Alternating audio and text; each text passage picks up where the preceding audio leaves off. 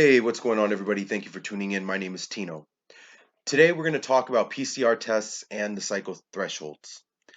You'll see a 5-minute crash course video that clearly defines what the PCR tests are and how the cycle thresholds affect the way that we diagnose people.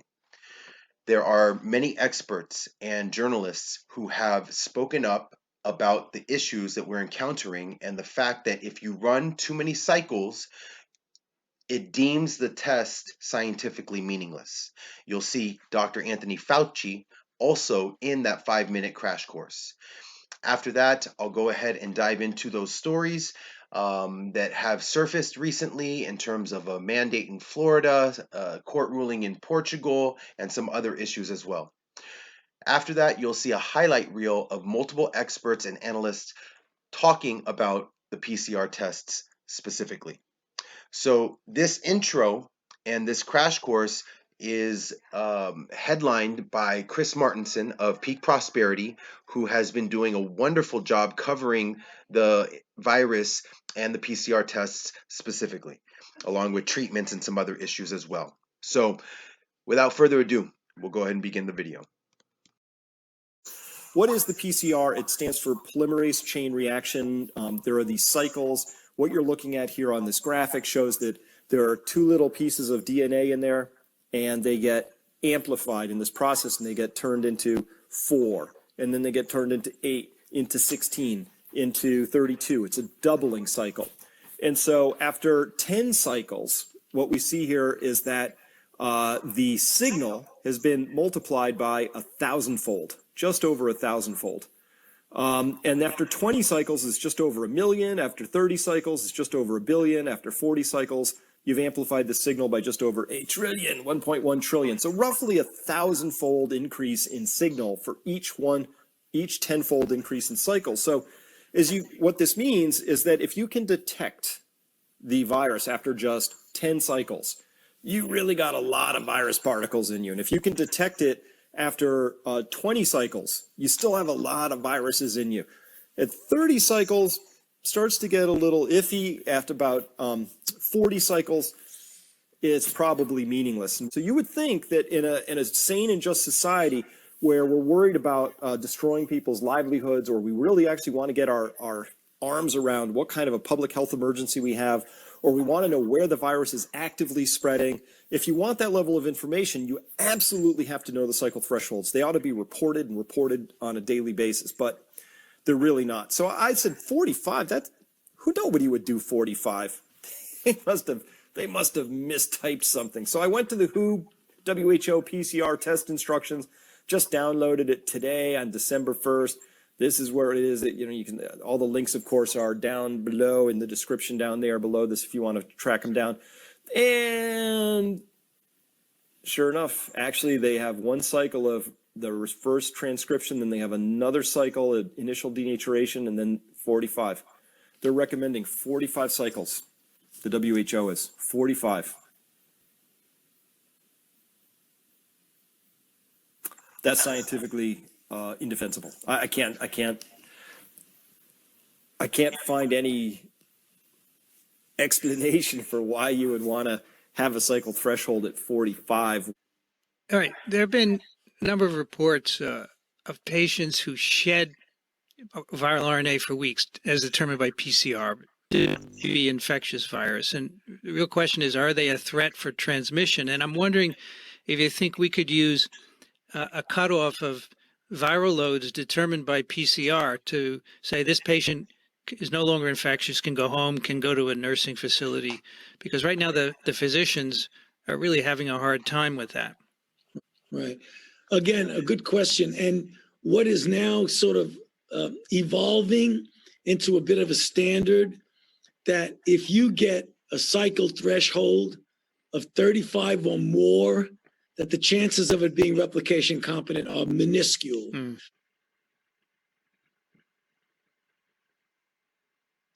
If you get a cycle threshold of 35 or more, that the chances of it being replication competent are minuscule. And it's very frustrating for the patients as well as for the physicians. Somebody comes in and they repeat their PCR, and it's like 37 cycle threshold. But you almost never can culture virus from a 37 threshold cycle. So I think if somebody does come in with 37, 38, even 36, you got to say, it's just dead nucleotides, period.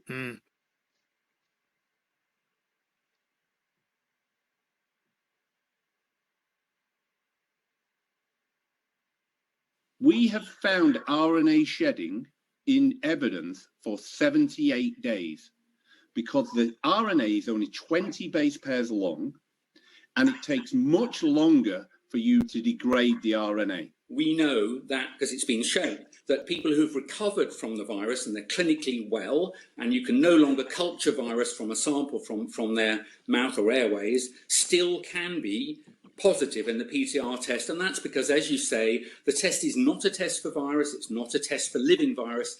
The test looks for a particular piece of the genetic code, and if it finds a small piece of a dead virus that's still stuck in your mucus and is being shed from cells, you could still be positive on a swab test for a long time. So this article just came out today, and the title reads, WHO calls into question ability of RT-PCR tests to detect COVID-19 false positives. Now, this article covers a bunch of different things, right? It talks about the facts within the announcement by the WHO. They recently put up a notice on their website expressing how PCR tests may not be entirely accurate when it comes to detecting COVID-19 cases. Everybody is familiar with false positives and some of the things that go on there, but I don't think to the extent of what this announcement actually means. Reflect on why are so many doctors and scientists who oppose the measures of being taken by multiple governments never given a chance to share their opinions in front of millions, like Dr. Anthony Fauci is, for example. So what actually happened was on December 14th, the World Health Organization released a notice on their website titled WHO Information Notice for IVD Users regarding nucleic acid testing, NAT technologies that use real-time polymerase chain reaction, RT-PCR, for detection of SARS-CoV-2. In it, they state that people who test positive for COVID-19 may not actually have COVID-19, known as false positives. They state the following. WHO has received user feedback on an elevated risk for false SARS-CoV-2 results when testing specimens using RT-PCR reagents on open systems. As with any diagnostic procedure, the positive and negative predictive values for the product in a given testing population are important to note. As the positivity rate for SARS-CoV-2 decreases, the positive predictive value also decreases. This means that the probability that a person who has a positive result is truly infected with SARS-CoV-2 decreases as positivity rate decreases, irrespective of the assay specifically. Therefore, healthcare providers are encouraged to take into consideration testing results along with clinical signs and symptoms, confirmed status of any contacts. Now, there's a lot of technical language in there. You heard at the very beginning, the WHO is recommending up to 45 cycles. So this admission is not necessarily something that should be a surprise. I think that there's a lot of technical language in there, but the fact that they've actually done this is a pretty big step. Now, there's other links in here, right? Papers, different things going on here, but I just want to reiterate a couple of things, right? These are more statements regarding false positives from other folks, okay? I mean, here you have, as far as false positives go, Deputy Medical Officer of Ontario, Canada, Dr. Barbara Yaffe recently stated that COVID-19 testing may yield at least 50% false positives. Now, think about what 50% means. Now, these metrics, again, they affect every other statistic, whether it's hospitalizations, overall death totals, and you have to be able to connect those dots, in my opinion. I mean, there's, and I'm not the only one. You'll hear it throughout the video here, and especially in the end when we go through the highlight reel from different experts.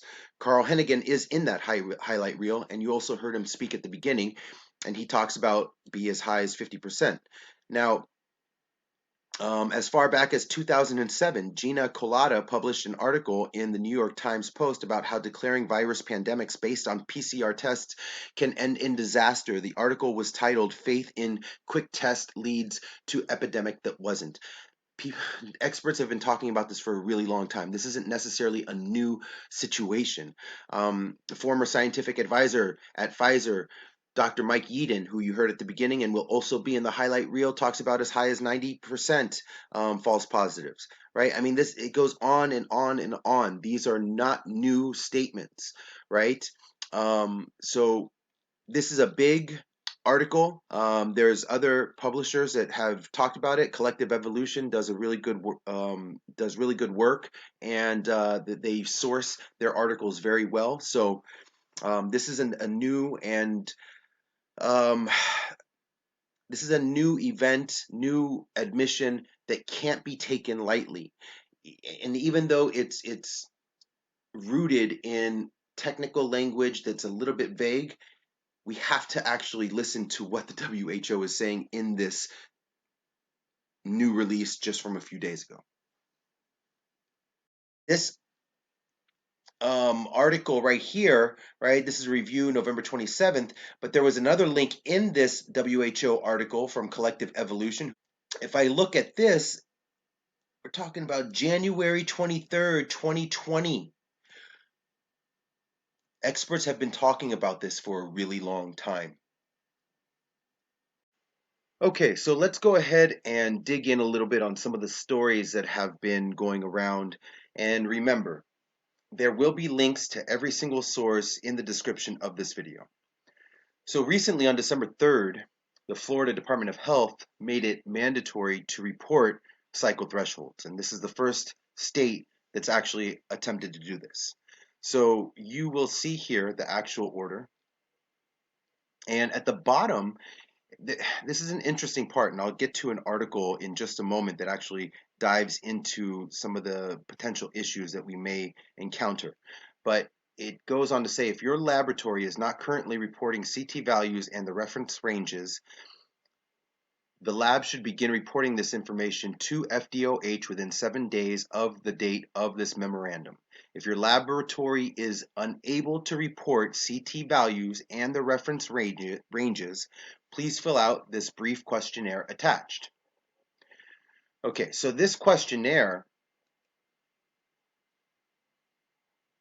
has some basic information that you can fill out in case the laboratory is not able to report the CT value. John Rappaport actually wrote an article talking about this. Florida forcing labs to report number of PCR test cycles, game changer.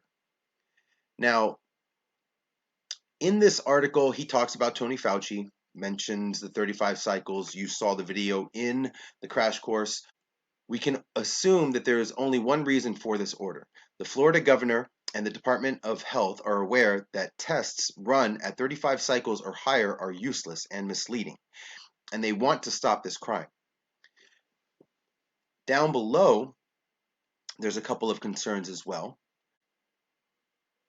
He writes, and then down in the Florida memo, we have this. If your laboratory is unable to report CT values and their reference ranges, please fill out the brief questionnaire attached to this memorandum and submit by facsimile to FDOH's Bureau of Epidemiology confidential fax line. Then he writes, unable to report? Why would any lab be unable?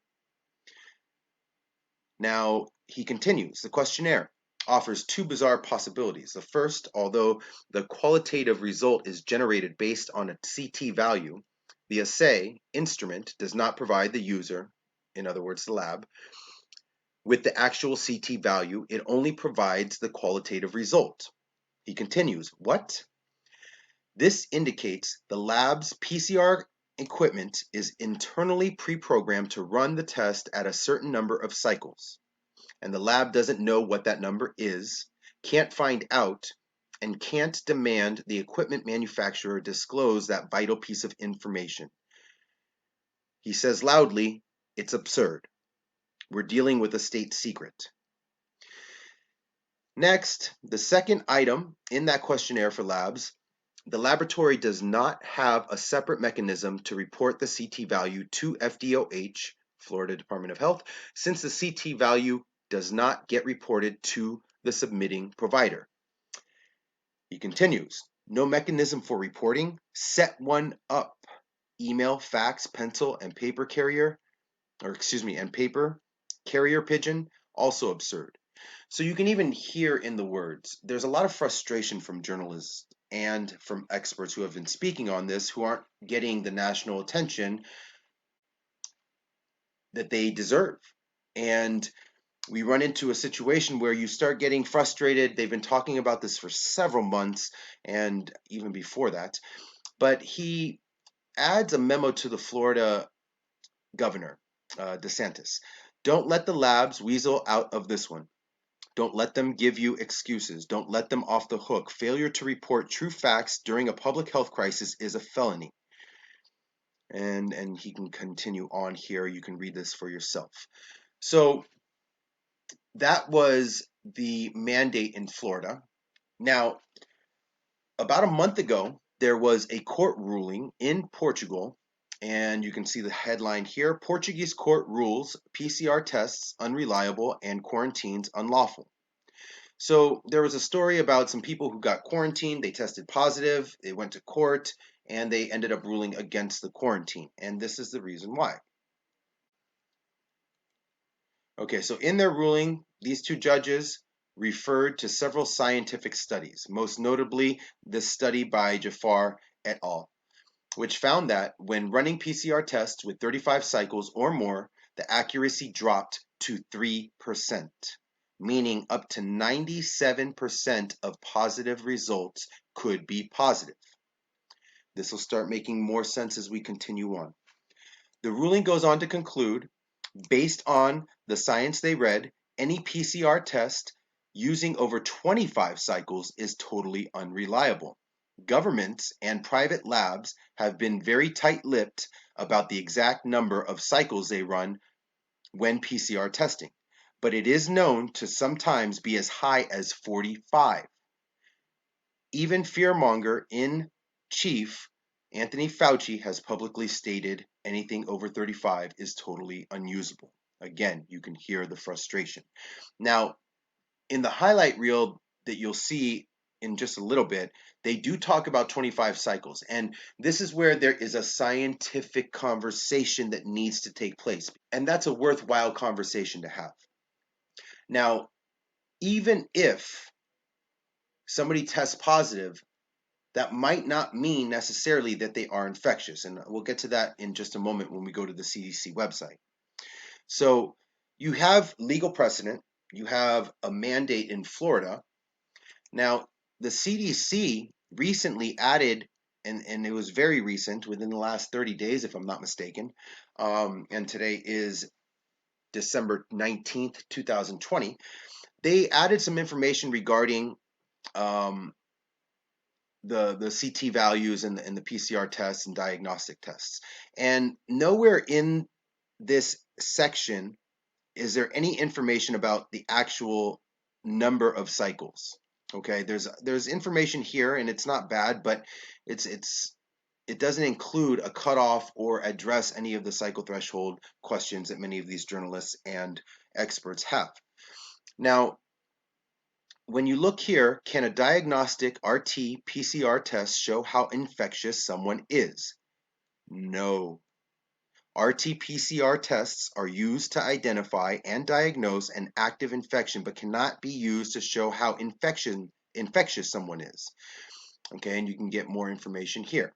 All right, and as we go down here, can a CT value determine how much viral genetic material is present in an individual patient specimen? And then they go on to answer, a CT value does not indicate how much virus is present, but only whether or not viral genetic material was detected at a defined threshold. RT-PCR tests can be either qualitative or quantitative, and this affects how a CT value is interpreted. As of October 23, 2020, all diagnostic RT-PCR tests that had received a U.S. Food and Drug Administration emergency use authorization for SARS-CoV-2 testing were qualitative tests. And then it goes on to tell the difference here. Now, this one is, it says, can a CT value predict how infectious an individual with COVID-19 is? No. CT values should not be used to determine a patient's viral load, how infectious a person may be, or when a person can be released from isolation or quarantine. So you can see here, there's a lot of uncertainty, questions that need to be discussed on a massive level and immediately. Now, this is a document that I got from the FDA. And so what I'm going to do is look here, and this says 35 cycles. It looks like this is the setting for this document. But when I go to another FDA document, you can see here they have it set at 40. The WHO was at 45. There's no consistency. And so we've shut down our economies, we've shut down our schools, we've created poverty, we've created hunger, everything that I named at the very beginning of this. And so I'm not going to be able to bring this together and make sense out of it because it doesn't make sense, and I'm not qualified to necessarily do that. I'm just delivering the information to you. Now, what's the difference between lab-confirmed, probable, and possible COVID-19 cases?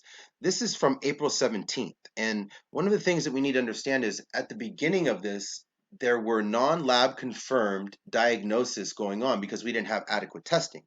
That also means that we had people classified as COVID deaths without an actual lab confirmed diagnosis.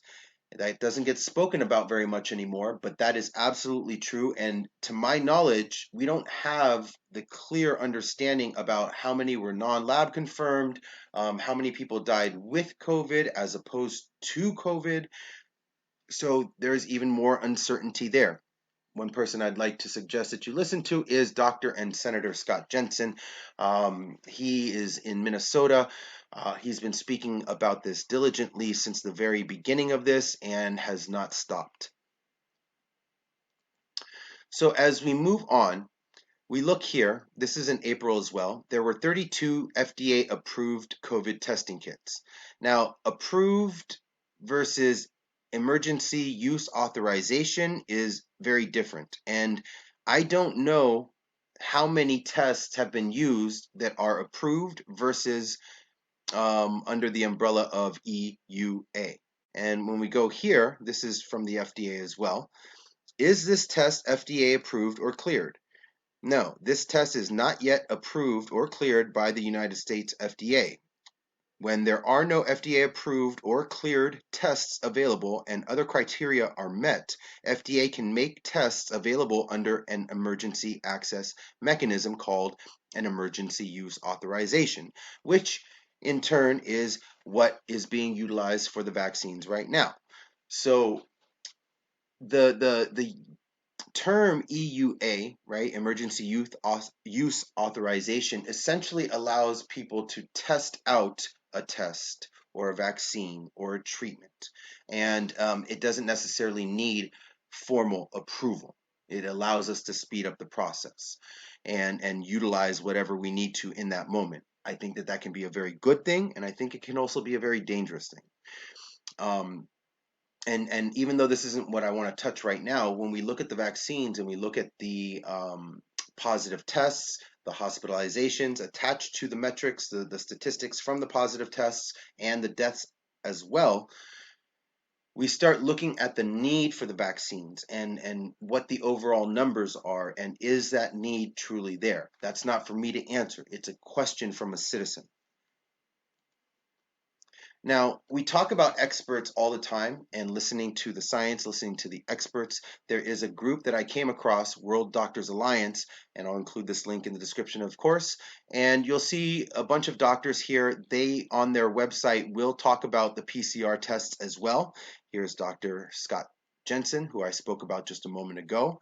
And so, with all of this being said, and all of these stories, and all the uncertainties, and what I described to you, what Dr. Fauci said to you, and what these experts in the highlight reel you're about to watch are saying to you, it is very clear that we need to have an urgent conversation around this topic immediately. Immediately is not even fast enough. We needed to have this conversation months ago because, as people have noted, Dr. Anthony Fauci was talking about this online in July. And the question that I have is, why hasn't this been getting national attention? So I'll go ahead and get the highlight reel going. Thank you so much for your time and for watching and listening this far.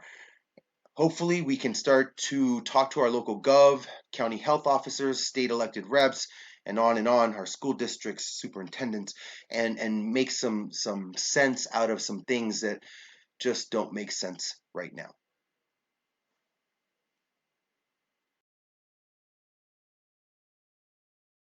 So in July, they noted here this lab identified 794 positive tests based on a threshold of 40 cycles.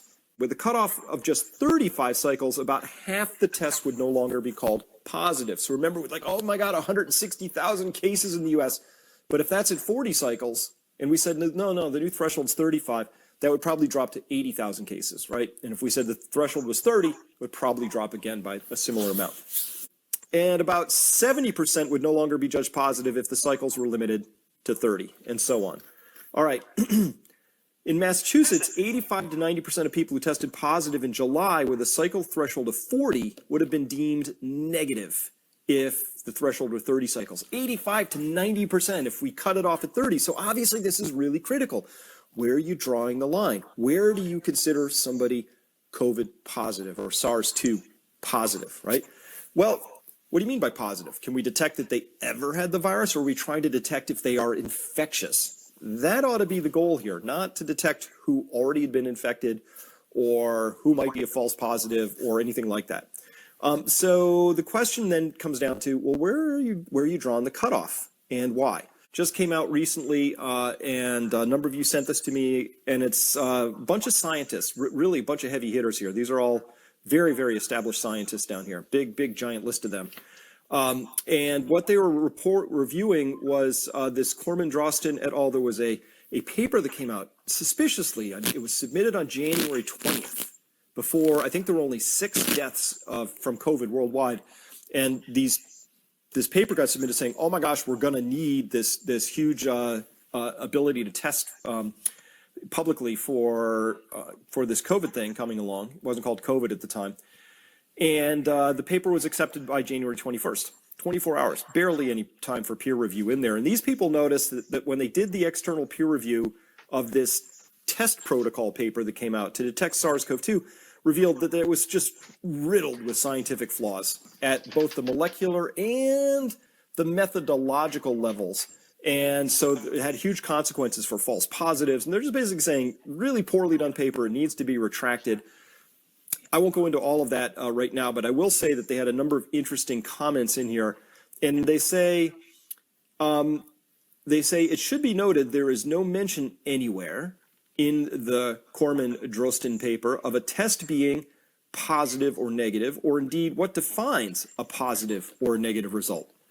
So again, where do you draw that line? Where would you say we have a positive case, where's a negative case, right? I'm making the argument that anything from 35 and up ought to be considered negative. And we'll parse that out a little bit more, but generally speaking, anything under 35, hey, that's a positive. So these types of virological diagnostics tests, they say, must be based on an SOP, a standard operating procedure, including a validated and fixed number of PCR cycles, the CT, the cycle threshold values, after which a sample is deemed positive or negative. Positive with a lower number, negative with a higher number because it's an inverse correlation. The maximum reasonably reliable cycle value is 30 cycles, they say here. Above a CT of 35 cycles, rapidly increasing numbers of false positives must be expected. And these are people who know what they're talking about. These are all experts in this sort of testing.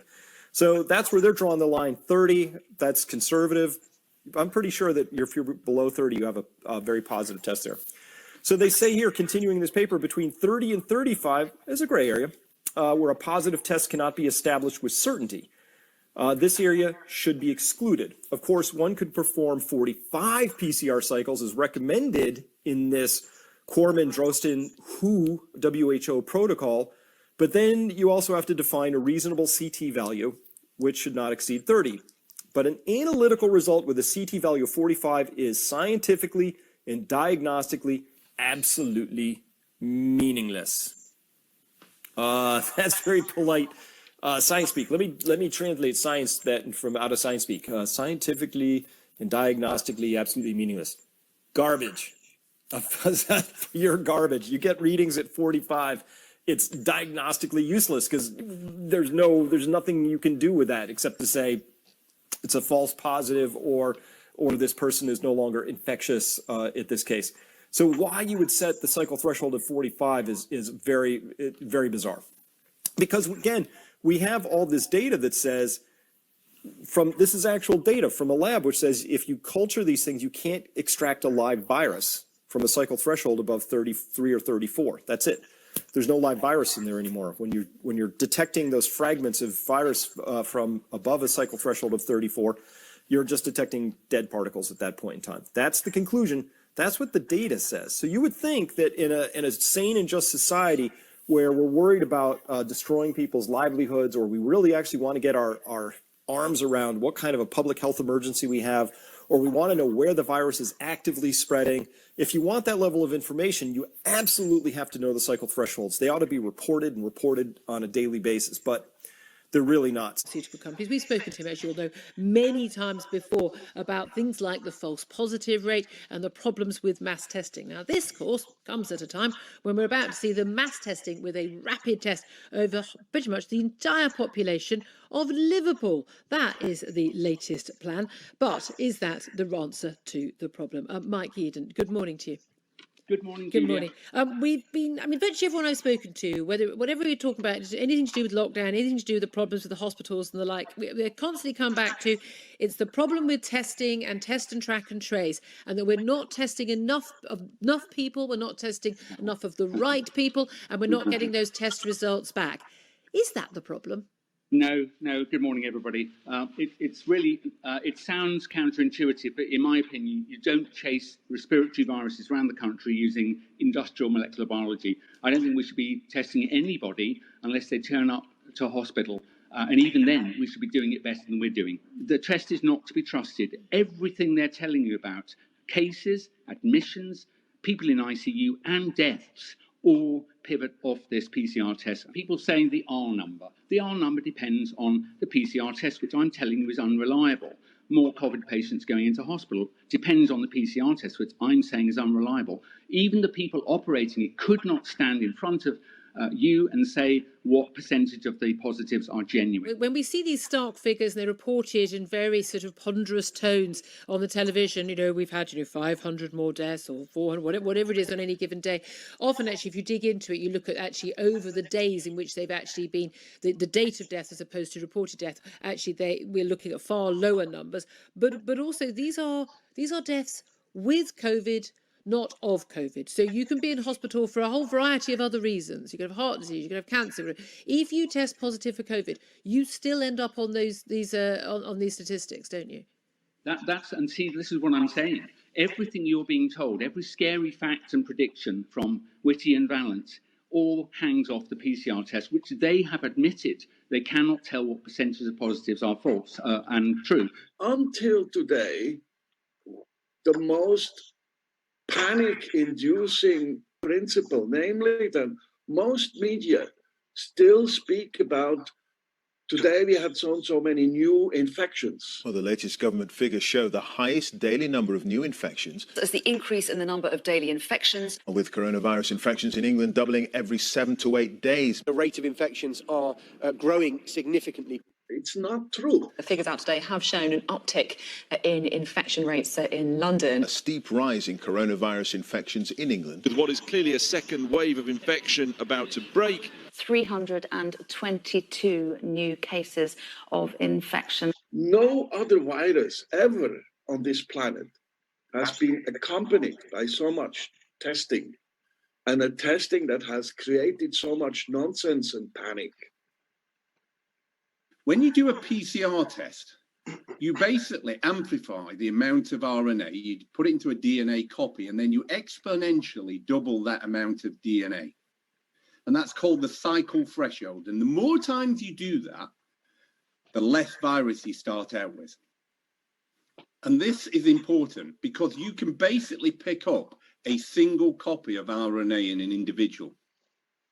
All right. There have been a number of reports of patients who shed viral RNA for weeks, as determined by PCR. It doesn't seem to be infectious virus. And the real question is, are they a threat for transmission? And I'm wondering if you think we could use a cutoff of viral loads determined by PCR to say this patient is no longer infectious, can go home, can go to a nursing facility, because right now the physicians are really having a hard time with that. Right.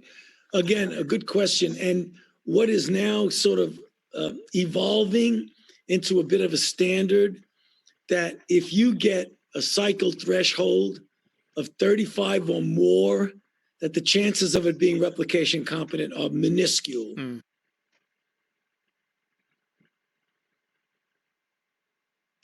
If you get a cycle threshold of 35 or more, that the chances of it being replication competent are minuscule. Mm. And it's very frustrating for the patients as well as for the physicians. Somebody comes in and they repeat their PCR and it's like 37 cycle threshold. But you almost never can culture virus from a 37 threshold cycle. So I think if somebody does come in with 37, 38, even 36, you got to say, it's just dead nucleotides, period. Mm.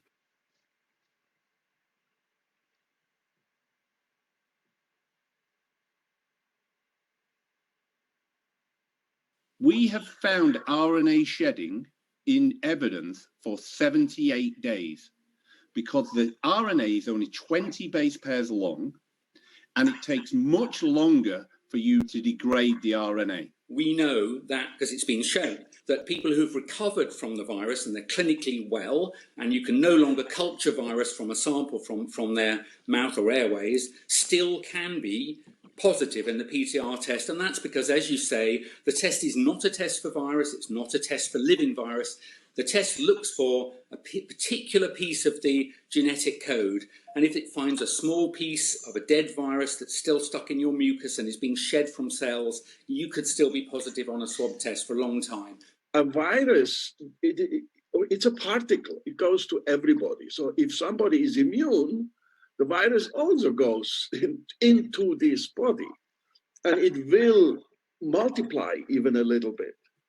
But if you're immune, you attack the virus first with antibodies, and you make immediately debris. The virus is destroyed. You have only parts of the virus around in your tissue if you make a swab, or in your blood if you go and test you will find this debris, and part of the debris will be nucleic acids, RNA.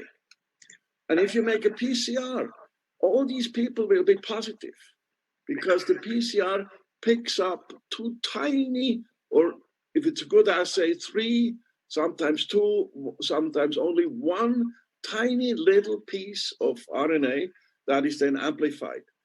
And this assay cannot tell you whether you had the virus or you just had some dead chunk of the virus, which still gives you a positive result. So corona positive with a PCR, it tells you only a little tiny bit of DNA of RNA nucleic acid was there, but it doesn't tell you whether it was the virus complete or even a virulent, meaning a virus that can really make you sick.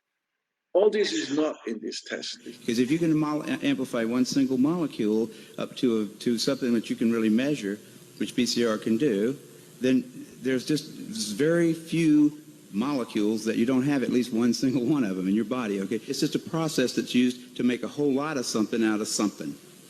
That's what also, it is. But it's not. It doesn't tell you that you're sick, and it doesn't tell you that the thing you ended up with really was going to hurt you or anything like that. So is the threshold cycle is reporting out a pretty standard practice in doing a diagnosis now rather than just positive or negative? Okay, good. Yeah, I mean, if when you go in, when I get my test, it's negative. When someone comes in and it's positive, they don't give them the threshold until you go back and ask for it. Okay, but they've got it. They've got it. Right. They've got it.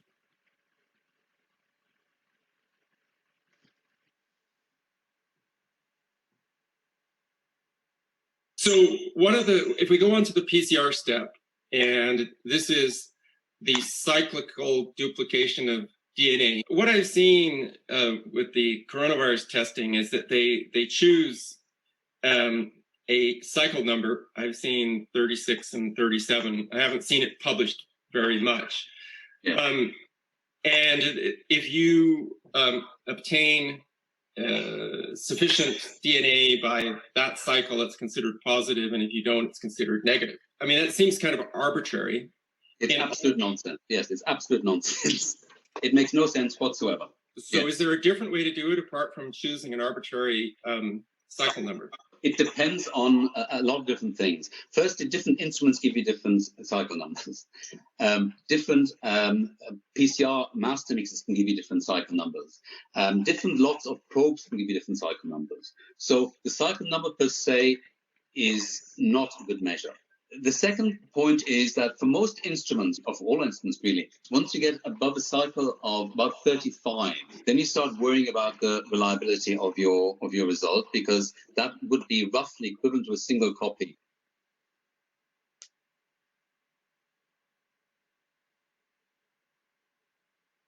You have been quite critical of the tests that are based on polymerase reaction, in effect giving us too many false positives. Is that a fair assessment of your criticism, and what do you think the response to that should be? So look, the test is a very helpful test, but if you just use it in a blanket policy without thinking through the strategy of what you use the test with what threshold, you end up with this problem of false positive. You are identifying too many people who could have had the infection in the past. Because you can shed RNA for up to 3 months, despite having the infection for only 8 days, we are potentially following people who are red herrings.